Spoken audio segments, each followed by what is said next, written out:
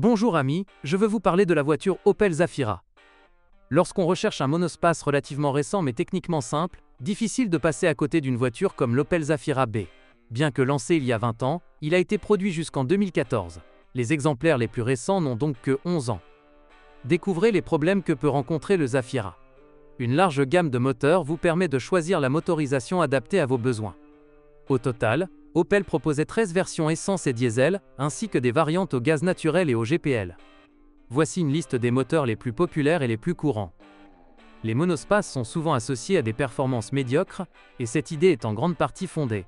Même le Zafira OPC, le modèle haut de gamme, accélère de 0 à 100 km/h en un peu moins de 8 secondes, malgré sa puissance considérable. C'est pourquoi les diesels sont les plus populaires.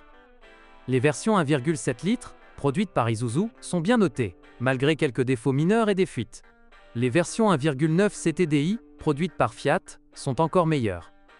Malheureusement, la plupart des modèles diesel ont déjà parcouru un kilométrage important et nécessitent un investissement financier pour les maintenir en bon état.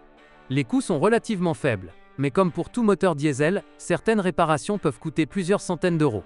Les dommages les plus fréquents sur le 1.9 concernent la vanne EGR et les volets de turbulence du collecteur d'admission. Le moteur 1.7 en revanche est sujet aux fuites et aux pannes électroniques. Le filtre à particules FAP pose également problème. Pour les deux moteurs, il est recommandé de remplacer la courroie de distribution tous les 90 000 à 100 000 km.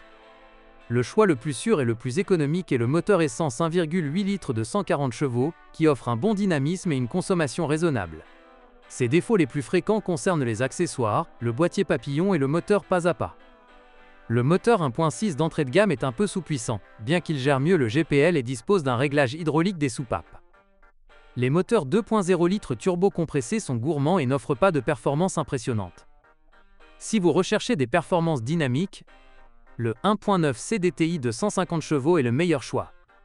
Bien que l'Opel Zafira B ne soit pas considérée comme un véhicule à haut risque, elle n'est pas vraiment fiable.